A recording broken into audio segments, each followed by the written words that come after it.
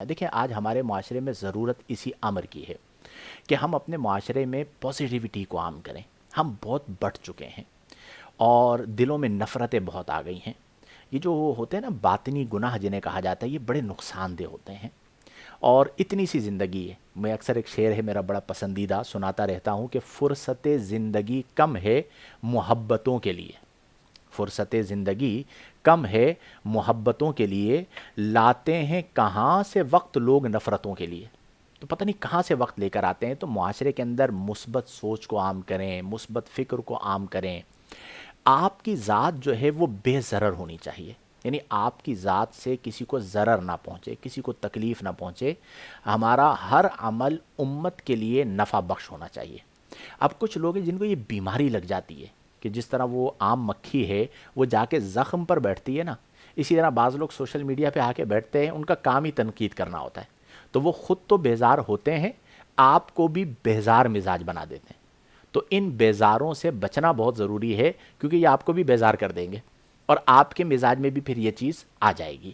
تو اپنی طاقت کے مطابق خوش رہیں، جو آپ کے پاس ہے اس پر راضی رہیں، خدمت دین کا جذبہ رکھیں اور کنویں کے مینڈک نہ بنیں۔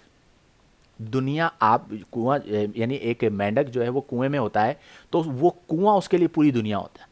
تو آپ کنویں کے مینڈک نہ بنیں، آپ کے علاوہ بھی دنیا ہے، ٹھیک ہے؟ اگر کوئی اور کام کر رہا ہے، خدمت کر رہا ہے، تو آپ اس کو اپریشیٹ بھی کریں، اس کو سپورٹ بھی کریں۔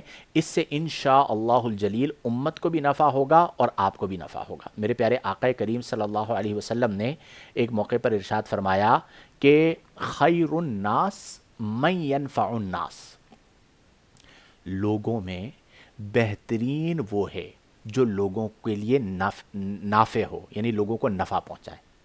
ہمارا الٹ ہوا ہے، ہم نفع دیتے نہیں ہیں، نفع لینے کے لیے ہم لوگ بالکل تیار بیٹھے ہوئے ہوتے ہیں، اور جہاں پر نفع دینے کی بات آئے وہاں پر ہم کہتے ہیں بیٹے یہ بتائیے 9 اور 2 کتنے ہوتے ہیں؟ وہ کہتا ہے 11، تو کہتے ہیں 9 2 11 ہو جاؤ یہاں سے۔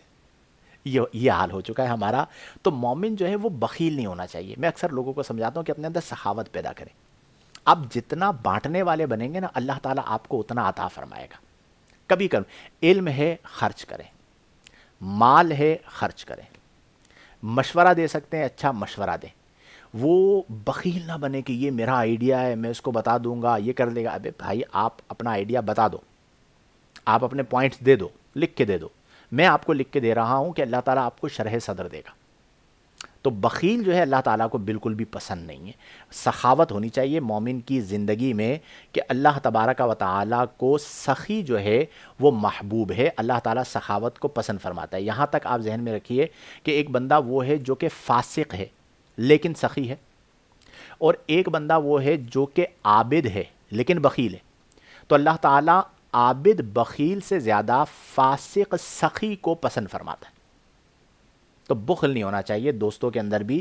جو خرچ کر سکتے ہیں وہ خرچ کیجئے، کوئی مضائقہ نہیں ہے۔